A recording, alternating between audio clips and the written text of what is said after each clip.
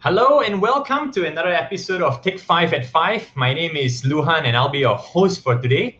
If you're tuning in right now, let us know hi and let us know where you're tuning in from, which city you're tuning in from. So right now we are streaming live from KL, Malaysia to you. So today I'm very, very excited because we will be hosting a very young consultant and his name is Kai. And he will be sharing with us about a topic called Colourful Motivations. So this is a very, very fun and exciting topic to find out something about yourself and maybe also something about your boss, your colleague, your partner, or your significant other. So tune in and join us in the next 30 minutes to find out how you can discover your own motivations as well. So again, if you're tuning in, let us know where you're tuning in from, whether is it PJ, is it some other state in Malaysia, let us know into the comment box and we'll be very happy to see you. In the meantime, please help me to welcome Kai and let's bring him on board. Hi Kai, welcome to the show. How are you, Luhan? Thank you so much for introducing me. And I got to love the work that Jack has done with this slide, especially for the topic Colourful Motivations. Now, Colourful Motivations, shall I take it away? Yes. Go ahead. Go right. Let's dive right into it. When I name the term Colourful Motivations, I'm actually naming a pretty sophisticated piece of psychometric test called the Strength Deployment Inventory. This Strength Deployment Inventory was created by Dr. Elias Porter in 1971 during his time in Ohio State University.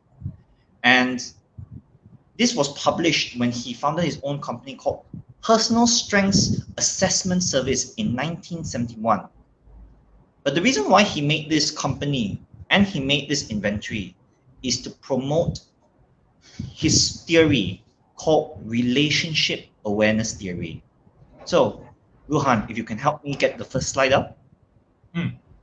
Right, so while we are getting that up, I just want to acknowledge the people who are tuning in right now. Thank you, Buxton, Hilson, thank you for tuning in. Hilson asked, what's the global tracker Japan about? We'll get to see that at the end of the slide. Jiseng, hi, welcome. Banda Utama PJ. Thanks, Julia. Hi, welcome. Thank you all for tuning in. And please join in. As always, if you have questions, you have comments, you have inputs, we do have a very, very engaging and very knowledgeable crowd. So do jump into the conversation as well, and let's have a good one today. Okay, so very interesting topic today. Kai, share with us what do we see here? Buoy, or as the UK would like to pronounce it, buoy, and an anchor. What is this? What does this mean? This is a simplified analogy about why people misunderstand each other. I mean, here's the representation that I really want you to picture. You're on the beach or you're on the boat, and like anything else you see across the ocean, you imagine a buoy in the ocean. You can see it bobbing, you can see it floating around. But we use the buoy or the buoy to represent observable behavior. This is what you can see. Because if you want to talk about underwater, peering underwater, you can see a little bit underwater, but you cannot see far beyond. You cannot see far into the depths below. And below any buoy is an anchor. So if you can bring back the slide to show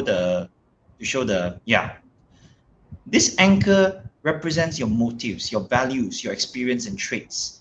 And these are the things that you know internally. A buoy and an anchor is a lot like how a person is like a person in itself. But the buoy is what you can see, how the person behaves, and the anchor is everything internalized that you cannot see. Right. So another issue that sorry, just jump in here, because while you were talking about this reminds me of I think a story or an analogy of, like, you know how they say, like, when people are angry, and when people are angry, they're furious, they're shouting at you, they're scolding you, but underneath that, it's hurt, right? People are feeling hurt inside, that's why they get angry. So is this something similar? Is this what this buoy and this anchor is reflecting? That it's something that's hidden that we don't see in people's behaviors? Sometimes I think I would like to make it a little more generalized than that, because in this case, whether you're hurt, whether you're angry, or whether you're unhappy, you don't understand the person's actual motivation for doing it in the first place. But if we go back to the buoy and the anchor analogy, I think I might want to get your focus a little bit on the chain in between the buoy and the anchor.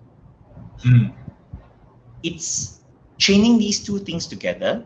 The anchor is relatively still, but the buoy is allowed to float in relative freedom.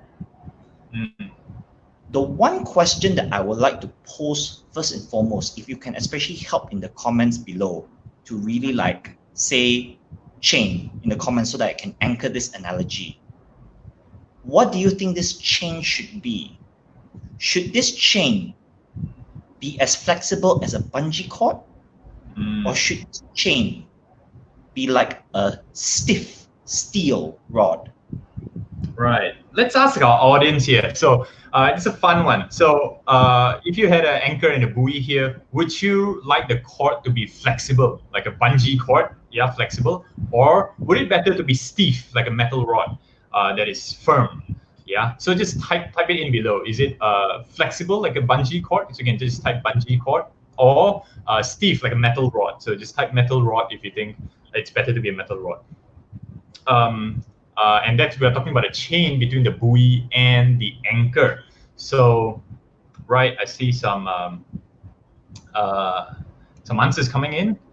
Yeah. So Hilson says chain. Yep. Okay. Yeah. Is it a flexible cord, or is it a firm rod? Yeah. Julia says flexible. Yeah. Okay. So share your answers in the comments below, and then we'll have a nice discussion about it. Yeah, Ben says bungee cord, thank you. Hilson says flexible and stiff together. This is buy one, free one. Okay, I like that. Tracy says bungee cord. Okay, very nice. Okay, so we do have, I think, a couple of answers, and I think they're still coming in. But I think majority is saying that it's more flexible and it's more towards a bungee cord Kai. So, tell us what does this chain really mean? What does it mean here? Whether the chain should be a bungee cord or a steel rod can be further explained by the relationship awareness theory. So it's just 4 simple premises. If I may have the next slide, please. Premise number 1 is quite straightforward. Your behavior is driven by your own motivation.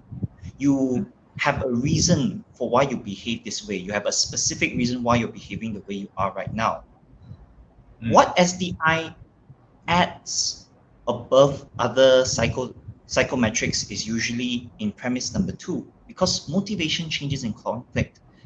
SDI does something more than other psychometric tests, in the sense that psychometric tests will tell you one type of personality, but here in SDI, we talk about what you focus on when you are calm and happy, but we also have a side that talks about how you deal with conflict. What do you focus on when you are angry, you're upset, you are fearful? Right. And that's an interesting one, because I think a lot of psychometric assessments out there, I'm sure many of us have tried a lot of those, and they are usually talking about a very specific instance, and it's usually, I would say, you are in your neutral or your default mode.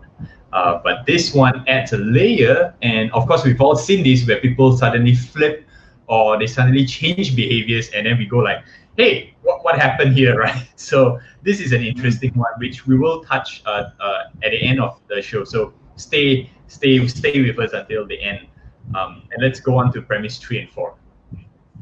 Your personal weaknesses are overdone strengths. And what we mean here is that every time we talk about weakness, we usually think about we don't have this particular muscle. But this is not really the case here. It's because sometimes you tend to overuse certain muscles. It's like this classic saying, if all you have is a hammer, then all you see are nails. Like, for example, first nail, you whack. Second nail, you whack. Third nail, actually it's not a nail. It's just suddenly you have a screw. You need to use a screwdriver, but you decide, too troublesome to reach into the toolbox, so I'll just use the hammer and whack it in. Even though it's a very simple analogy to use, it sounds a bit ridiculous. Actually, by default, the way we behave is usually by that attitude. We do have our own particular reaction. But that also leads to premise number 4 being an issue, because your personal filters influence perception. This is the crux of why we misunderstand each other. We have our own way of seeing other people's behavior, and we have our own answer for why we behave that way. We see other people's behavior all the time. We don't necessarily get the reasons and motivations correct. So, yeah.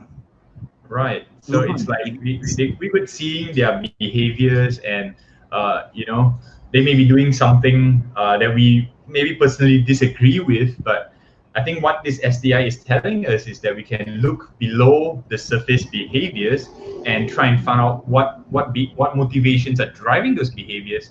And I think I really like the premise 4, where it does show that, hey, sometimes or maybe a lot of times or even all the time, our perception is being colored by our personal filter.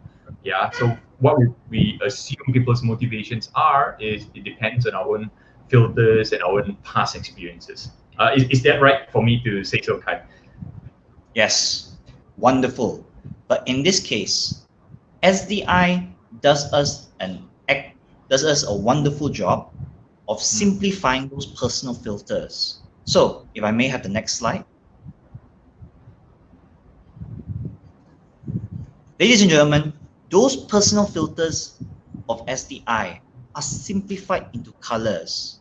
And if you notice, there's a big black circle to represent what happens when you answer the first 10 questions in your SDI. And these are questions that are dedicated to when you are feeling calm, you're happy. And when we process the results to get the position of the dot on this particular triangle, it determines which color you're closer to or which color you're not as close with. And to start off by talking about the colors, let's talk about blue color. Blue color people, But if you just to notice, step back a little bit, Kai, to make sure I understand this right, you said these colors are their personal filters, or is these colors their motivators? Good question. We say personal filter in the sense that it's a combination of your motivations and your values. In fact, the more complex term we usually say is motivational value system. Because the way you focus on things is largely based on what you enjoy and what you've also internalized over the years. So then, as a result, that one particular color that comes out, or the few particular colors that are more prominent than others, is a result of how you see the world. That personal filter. Does that make sense so far? Yeah, that makes sense. That makes sense to me. I'm just saying here that, okay, just before we dive in, because I know this is one of the key slides here, and it's very important for us to understand. So I just want to make sure our audience are following us as well. So if you could just highlight some of the comments that are coming in from the bungee versus the metal rod. I think there's some discussion going on in the comments. Kelvin says metal chain hard to break. Bungee may break if stressed too much. That's certainly true. And there's a question here from Hilson that says, does the new norm require us to be bungee cord and metal rod at the same time? What do you think of this? Maybe a quick answer to Hilson. The main reason why I talked about the bungee cord and the metal rod, the anchor and buoy, is because if you actually look at the triangle and imagine it as an ocean, this is where you throw the anchor and the buoy inside. And the reason why we introduce the dot is to talk about where does your anchor lie? In which part of that ocean does it lie? Is it closer to blue? Is it closer to red? Is it closer to green? The buoy, on the other hand, is your behavior. And when we talk about behavior, your behavior can either be very close to your anchor, or you can choose to float to other parts of the colors. So if I have to really answer your question, I would like to actually introduce the colors one by one so that you can see it fall into place. Now, Luhan, if I may, is it okay if I introduce the colors first? Yes, I think a lot of these questions will be answered as we go through this. So if you have questions, do keep them coming in. We love your questions. We love your input. Do keep them coming in. As we go through the slides, you may find that you'll be answered as well. So Kai, walk us through these colors. So if you look at blue, trusting, modest. Blue people, if they are colleagues, they're the kinds of people who stay behind in the office, not because they want overtime, but because you need moral support. Who they are further as people is that when they have hobbies, they prefer social activities because they want to get to know new people. They want to get to know and be friends with new people. These are very, very nice and warm people, whether at work or at home. And usually, if for those of us who are a bit more on the single side, blue people usually make better spouses. Okay. So these are people who are more of a people person. They're more focused on people. And I like what you said that, hey, they will stay back, just to give you that moral support, a sense of companionship, just to journeying together, the sense of camaraderie. They are very people focused. Okay, I get that. Yeah, very current, very driven. Right. Okay. What about the one that is on the red? How are they different from the ones in blue? Blue, people's welfare. Red, results and performance. So in terms of general demeanor, assertive, ambitious, competitive, risk-taking, self-confident, The focus on performance makes them desire to see success at work or success in whatever. If there's an Right. industry standard, they want to exceed and set a new standard. These are the types of people who also gravitate towards positions of leadership because of the desire to lead and influence. And these are the people who don't know how to relax beyond work. So they need to have a very engaging hobby, or sometimes they're the first people to really desire to be off volunteering for a charity. Whatever keeps them active. They're more success driven in that sense. Right. Some sort of achievement, trying to achieve certain achievement. right. That's the name of the game. Right. Okay. Very interesting. Okay. All right, and let's move on to the green one, the last one, process, focus on process. If there's an easier way for me to summarize so far, blue people, they like warm feeling. For red people, very passionate feeling. For green people, no feeling. No feeling. Okay. What do you mean by no feeling here? Are they like cold-hearted people? What? How does this work? They seem cold. If you look at that, actually, in fact, the better word is reserved. So reserved, principled, methodical, cautious, analytical. These are the people who want to see things done properly. They have a desire to see logical steps in whatever they do. They're usually very principled on social code of conduct. And if there is a professional SOP, they prefer to stick to it A to Z. They're usually the ones who question any form of decision making in the meeting, but they do so silently. And it's a little harder to describe them emotionally because at work, especially pre-quarantine, these are the most conscientious people that will hide away in the cubicle, busying themselves on all the details that a lot of people may not want to look at. So when they're engaged, when you really talk to them, you can get a lot of detail where things can go wrong, and they can outline the next 20 steps and the 2-week plan to settle those next 20 steps. That degree, process. So there's a very process, task-based, orientated kind of thing. Okay, very interesting, very interesting. I really like that, how simple it is to see that it's people, performance, process. And I see some of our audience are already jumping and saying, I'm blue, I'm red. I know the real test has like 20 questions to do it. And of course, you can contact Kai at the end of the session if you want to take the full profiling test. But right now, let's just have a fun session and jump in and say, where do you think you are, after listening to just this brief description of, if are you blue? Are you focused on people? Are you warm feelings? Are you more people oriented, or are you red, which is you're more performance, you're more focused on achieving results, achievement oriented, success oriented, or are you green? So green means you're more process oriented, you're step by step, very analytical, very fact based. So, or you are a combination, or you're half here, half there, So share with us. I'm just kind of interested to see what our audiences think of yourself. I think that's an interesting self-discovery exercise right here. So keep your answers coming in, and then we'll check this out. Okay, so Jade says, I am blue and red. Okay, so blue, okay, let me just get this. I'm also learning this with the audience. So blue is people, red is performance. So, okay, so people, performance in between. Very nice. Okay, Jack says, I'm blue. Not sure about the spouse, but okay. So must ask feedback from his wife, of course, to make sure that is he blue, as in you mentioned, it's a good spouse, TK says, oh, okay, there's a question. What happens if someone has a bit of every color that you have shared? Right, okay, do you want to address that, Kai?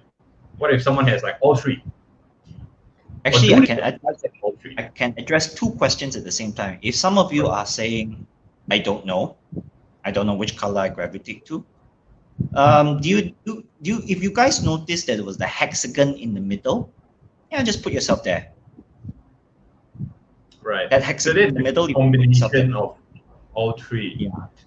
Or is that like no man's zone? It's called the hub zone. Okay. And that one creates another word because if you think about people, performance, and process, those are P's by themselves. So the fourth P in this case is called perspective. because they try their best to unite people's welfare. They try to unite the focus on results, and they also want to have a hand in the process or decision making to finally come up with perspective. So hub people are a bit more like, on a more negative connotation, we call them lalang. Oh, okay. So Yeah. I mean, I'm seeing it as they could be, sometimes they could be seen as lalang, and the keyword here is seen, as in they're spineless and they jump here and there. Sometimes they are focused on people, sometimes they're here, and sometimes they're, or we could also see them as adaptable. I think that's another perspective of seeing it. Like they can adapt to that situation where it needs to. Like sometimes it's social situation, then they are focused on people. Sometimes there's a deadline, then they jump to performance. Is that correct to see it that way? They adapt. They adapt a lot. All right. And there's a question from Jack: which color is the best? Everyone wants to know this. Is there a best color? No. Or in your work that you have done, Kai, is there, a certain color that tends to succeed more, in different areas? Taikui says it best in the sense that no color is the best. But if you actually have to make this a little more comprehensive, if you really want if you want to guarantee success, I think first and foremost I would say is that any working team that has a good mix of all the colors is usually the best. Because if you have too many red people, and if they're not aligned on certain goals, they can be very aggressive with each other. If you have too much focus on red and green and no blue, sometimes it can lead to very tense working environments. But of course, if there's too much blue, nobody confronts situations. So our biggest issue at times for the corporate sector is that we have so much focus on the professional aspect, we tend to forget the interdynamics between the team members and how these colors come into play. Because apart from what SDI does in simplifying colors, we actually have a very detailed dictionary on what kinds of people do blue people like, what kinds of behaviors do piss off a red person, what kinds of behavior does a green person usually aspire to. Because whether you like it or not, whether blue, red, or green, you have certain attractions, aspirations, but you also have what generally pisses you off or hurts you. Right. Is that what the doesn't like here represents? Is that what we're seeing here? Yeah, precisely. And Good. if you actually take us through the doesn't like part very, very quickly, and I think I see this as like, okay, how not to piss these people off, right? If I could say that. If the blue people, what would really frustrate them are this and this. What would really irritate the red people are this and this. So if we are working with someone like that, and then we kind of avoid that, is that right? Okay, pardon the whole question again. Right. So the what they like and what they don't like. So is it to say that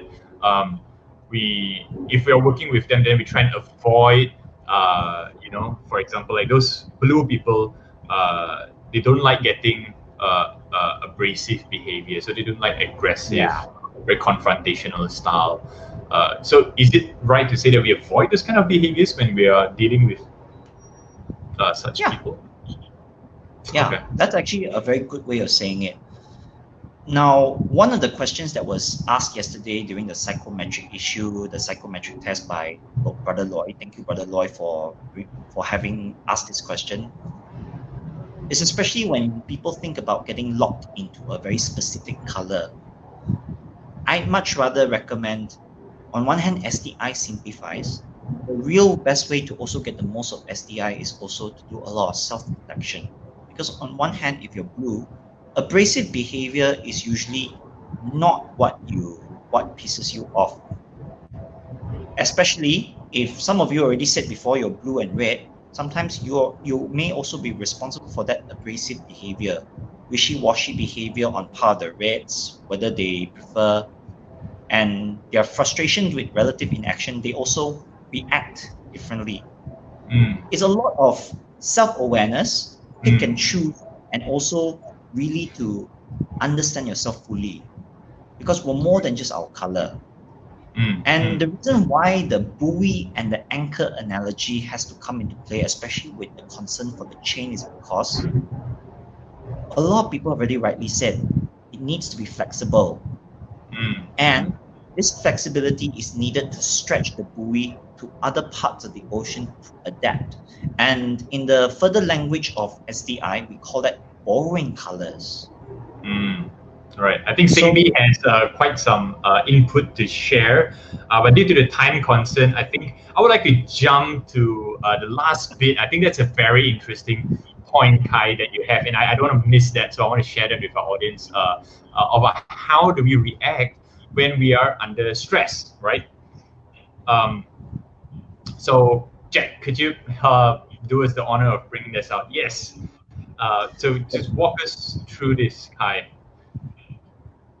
At first, when you talk about the first 10 questions of SDI, that's just a dot. But if you notice, suddenly this dot has grown an arrow. That is what the next 10 questions. So there's question 1 to 10, there's question 11 to 20. That's what 11 to 20 addresses. Right. You under stress. And where the arrow points towards in the triangle will also determine what will be your preliminary reaction to a stressful situation. So if you notice the arrow pointing downwards closer to green. So if you talk about green, if your first reaction is very green, so these people will rationalize and reflect. If your arrow is pointing towards red, your tendency may be to challenge and argue. Of course, it may lead to a fight. It may lead to people getting further angry with you. Right. At the same time, if you talk about blue, if the first reaction to is a blue-colored way, is to appease, to console, and sometimes, in the worst-case scenario, you get taken advantage of. In this case, if let's say I'm a blue person, for example, does it always mean that when under stress, I will move towards the green quadrant? Or I could also be moving towards red? So, different blue peoples under stress, they would react differently. Or is it everybody who is blue under stress, they would react the same way? How does this work? That is why I put the arrow there to really show that there's a whole set of combinations. If you want to talk about blue people not changing under conflict situations, you would actually be looking at a very short arrow where the blue color, the dot is in the blue color, and the arrow also lands in the blue color. So that means when they enter stress, they generally have the same demeanor. They still try to appease and console, whether they are okay or under stress. But if the situation progresses further, then you may get some degree of the cold shoulder, or you get some degree of more combative behavior when the problem gets worse. So when we put there appease, console, challenge, argue, rationalize, and reflect, those are usually what we call the first reactions to any conflict. If you talk about a blue person getting angry, then that means the arrow is pointing towards the red, pointing away from blue. Yeah. So that's how I get it. So it's kind of like individual different responses, and when you do take the test, and it will show up differently for different individuals, how they respond under stress. Okay. Well, I wish we had a lot more time to go deeper into this, Kai, because it's such a fascinating topic, and I think a lot of people are so very interested with a lot of questions. So I apologize ahead of time that we are unable to answer all the questions, but we will take this into the comment section. So keep the questions coming, and then we'll get Kai to answer those in the comment sections. But I just want to say thank you so much to Kai for joining us on the show. Thank you, Kai, for being here. Thank you for having me. And do inquire. I'd be more than happy to welcome any questions. Right. So if you do have questions, or if you want to take the SDI assessment, the full 20 questions, do get in touch with Kai. His email and phone number is there. So thank you so much, Kai, for being on the show.